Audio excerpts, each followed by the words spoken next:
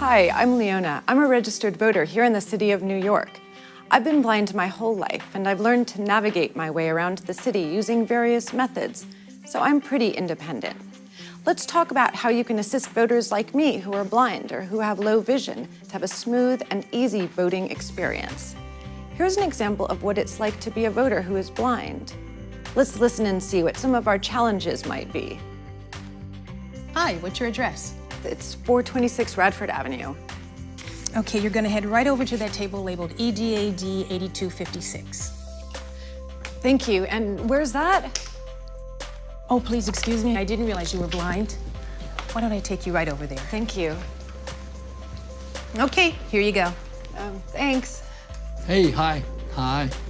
What's your name, please? Leona Green. Ah, here we go. And is this your correct address? Does it say 426 Radford Avenue?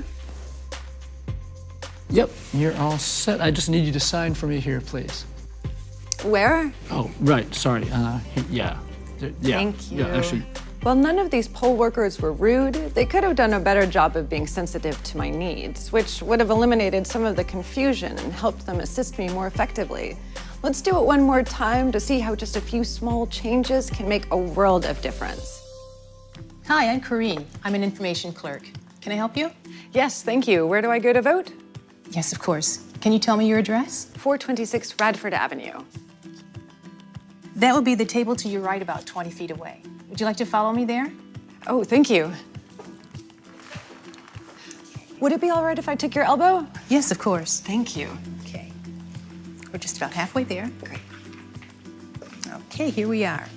This is Chris, and he's going to be checking you in. Great, thank you so much. Hi, I'm Chris. What's your name, please? Leona Green. Okay, Leona Green. Let's see. Sorry, still looking for it. Ah, here we go. And what's your current address, please? 426 Radford Avenue. Okay, we are good to go then. All I need is for you to sign here. Here's a pen. And if you could sign right there. Yes, exactly. Perfect. Thank you so much. Can you see how that was so much more helpful? When a person who is blind or who has low vision arrives at a poll site, they may be unfamiliar with the location, the equipment and table layout, and the people working there. Once someone with low vision informs you that they need assistance, it is important to identify yourself to that voter. Let them know your name, your role, and how you can assist them. When someone is unable to see, they greatly depend upon audible clues to know what is going on.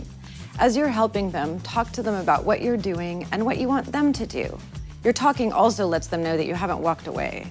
The voter may ask if he or she can hold onto your arm as they walk to the next destination in the poll site. If they do, extend it and wait for them to reach out and take your arm. Never grab the voter. It's also important for you to tell the voter of any obstacles in their path. For example, the privacy booths are located a few steps to your right, or we're going through a doorway, or watch out for a trash can on your left, or there's a traffic cone on your left because there's a shelf hanging off of the wall above it. When you help a voter who is blind or who has low vision, make sure to offer all of your instructions and assistance verbally. Nodding or gesturing with your hands probably won't be much help to them. And when the time comes to leave them, ask if there's anything else you can do for them. If not, let them know that you're leaving.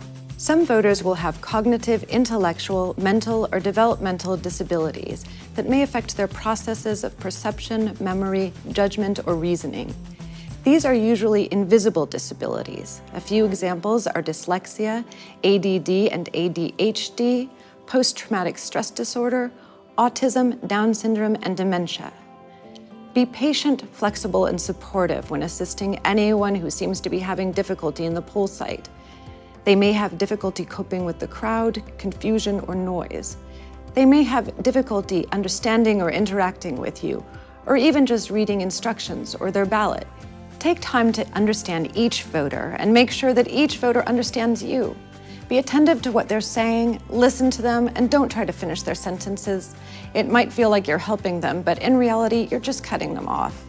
Did I say to be patient?